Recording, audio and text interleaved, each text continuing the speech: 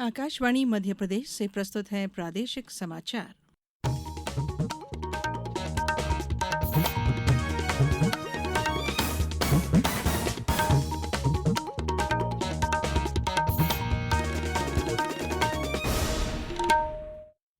नमस्कार, समाचारों के साथ मैं धारणा सचदेव। सबसे पहले इस बुलेटिन के मुख्य समाचार।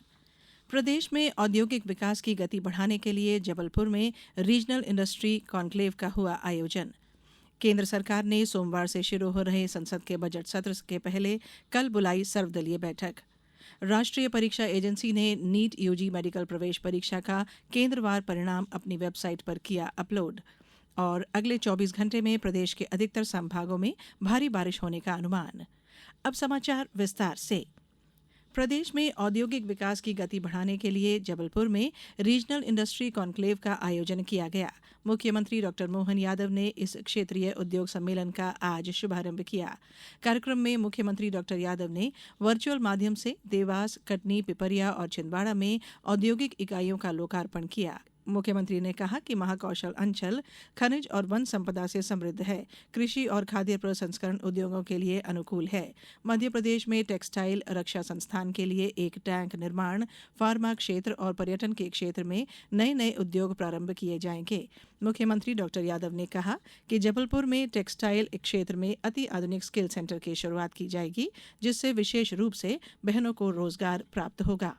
फूड्स जैसे बार्ड्स की 70 से ज्यादा इकाइयां यहाँ कार्यरत है। मैं उम्मीद कर रहा हूं कि हमारे यहाँ भविष्य की दृष्टि से रेडीमेड गारमेंट्स की और टेक्सटाइल की जो बड़ी बड़ी संभावना है, जिसके लिए अभी हमारे द्वारा कुछ और प्रयास भी करेंगे, जिसमें जबलपुर आज इतना बड़ा कार्यक्रम कर रहा, तो जबलपुर को भी कुछ देने का बनता है।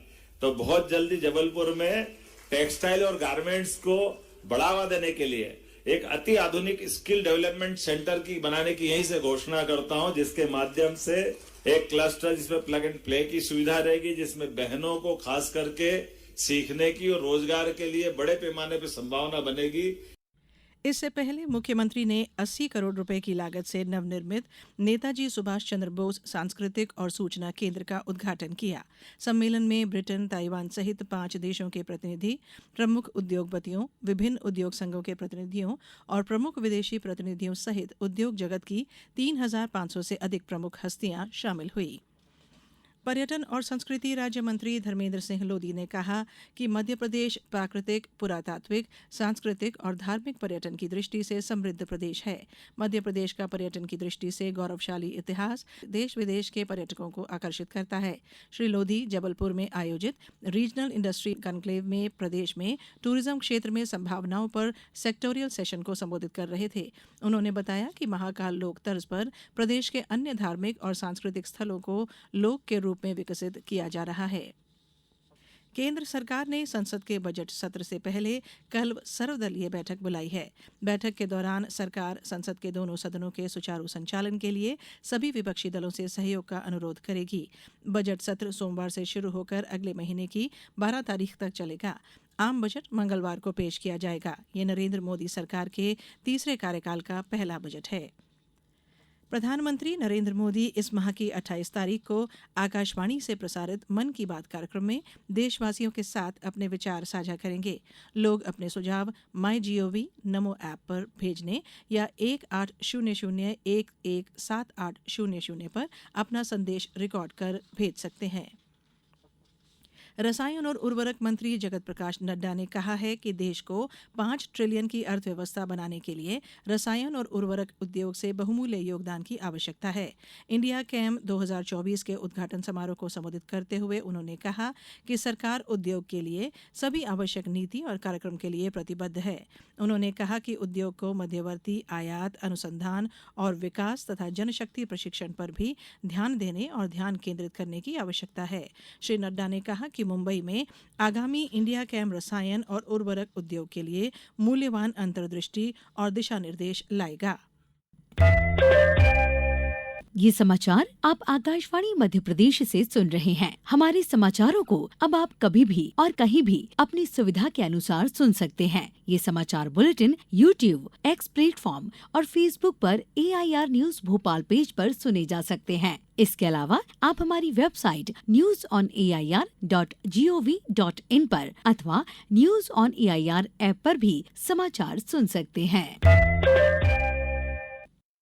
समाचारों में एक बार फिर आप सभी का स्वागत है। राष्ट्रीय परीक्षा एजेंसी NTA ने मेडिकल प्रवेश परीक्षा UG नीट का केंद्रवार परिणाम अपनी वेबसाइट पर अपलोड कर दिया है। NTA ने सर्वोच्च न्यायालय के निर्देश के बाद परिणाम वेबसाइट पर डाले हैं। इससे पहले न्यायालय ने NTA को उम्मीदवारों की पहचान की मास्किंग कर आज दोपहर 12 बजे तक वेबसाइट पर शहरवार और केंद्रवार परिणाम घोषित करने का निर्देश दिया था। परिणाम अब वेबसाइट neet.ntaonline.in पर उपलब्ध हैं। गुरु पूर्णिमा महोत्सव के मौके पर कल प्रदेश में विभिन्न कार्यक्रमों का आयोजन किया जाएगा। खंडवा से हमारे संवाददाता ने बताया कि शहर में 3 दिवसीय गुरु पूर्णिमा महोत्सव दादाजी धाम में आज से प्रारंभ हो गया है। गुरु पूर्णिमा महोत्सव के चलते दादाजी धाम पर भक्तों का आना अनवरत जारी है। 3 दिनों तक चलने वाले महोत्सव पर महाराष्ट्र, मध्य प्रदेश, गुजरात, दिल्ली और अन्य राज्यों से लाखों भक्त पहुंचे हैं। दादाजी धाम पर प्रतिवर्ष धार्मिक उल्लास के साथ गुरु पूर्णिमा पर्व मनाया जाता है। वहीं बैतूल में गुरु पूर्णिमा की पूर्व संध्या पर समारोह का आयोजन किया गया। इस आयोजन में शिक्षकों, माताओं और संतों का शॉल और श्रीफल से सम्मान किया गया। मध्य प्रदेश टूरिज्म बोर्ड के सहयोग से पर्यटन स्थल पचमढ़ी में कल पचमढ़ी मानसून मैराथन का 6वां संस्करण आयोजित किया जा रहा है। इंदौर, भोपाल, नागपुर, मुंबई, नई दिल्ली सहित देश भर से 1000 से अधिक प्रतिभागी हिस्सा ले रहे हैं। मैराथन 4 श्रेणियों 5 किलोमीटर, 10 किलोमीटर, 21 किलोमीटर और 42 किलोमीटर में होगी।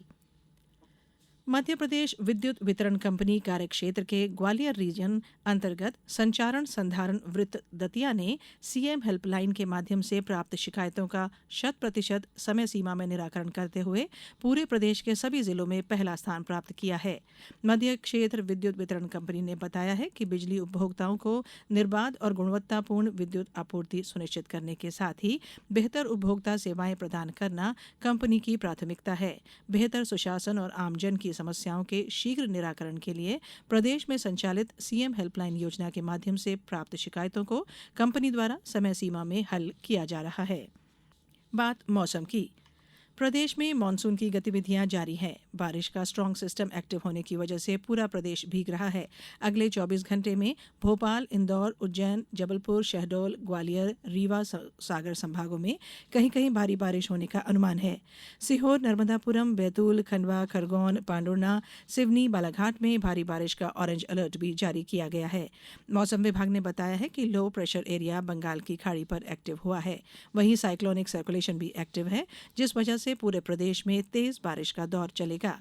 लगातार बारिश से सीहोर के कोलार डैम, शहडोल के बाणसागर, खंडवा के इंदिरा सागर, नर्मदापुरम के तवा डैम, भोपाल के कलियासौत डैम, राजगढ़ के मोहनपुरा और कुंडालिया डैम में 1 से 2.5 फीट तक पानी बढ़ गया है। अब कुछ समाचार संक्षेप में। कुटीर और ग्रामोद्योग राज्य मंत्री दिलीप जायसवाल ने कहा कि नर्मदापुरम के मालाखेड़ी के रेशम केंद्र में अंतर्राष्ट्रीय स्तर का निर्यात सेंटर और दवाइयों का उत्पादन केंद्र बनाया जाएगा। देवास जिले में आयुष विभाग द्वारा मलेरिया रोधी दवाइयां वितरित करने के लिए आयुष आपके द्वार अभियान संचालित किया जा रहा है।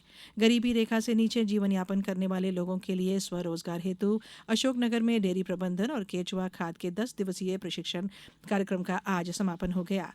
सीहोर जिला CM हेल्पलाइन के प्रकरणों के निराकरण में पिछले 1.25 साल से लगातार प्रदेश में पहले नंबर पर आ रहा है। सागर में राजस्व महाअभियान 2 में लापरवाही बरतने पर नायब तहसीलदार मालथौन को निलंबित किया गया है और बैतूल जिले में राजस्व महाअभियान के अंतर्गत लंबित नामांतरण बंटवारा का निराकरण किया जाएगा। अंत में बुलेटिन के मुख्य समाचार एक बार फिर। प्रदेश में औद्योगिक विकास की गति बढ़ाने के लिए जबलपुर में रीजनल इंडस्ट्री कॉन्क्लेव का हुआ आयोजन। केंद्र सरकार ने सोमवार से शुरू हो रहे संसद के बजट सत्र से पहले कल बुलाई सर्वदलीय बैठक। राष्ट्रीय परीक्षा एजेंसी ने UG नीट मेडिकल प्रवेश परीक्षा का केंद्रवार परिणाम अपनी वेबसाइट पर किया अपलोड और अगले 24 घंटे में प्रदेश के अधिकतर संभागों में भारी बारिश होने का अनुमान। इस बुलेटिन में इतना ही। अनुमति दीजिए। नमस्कार।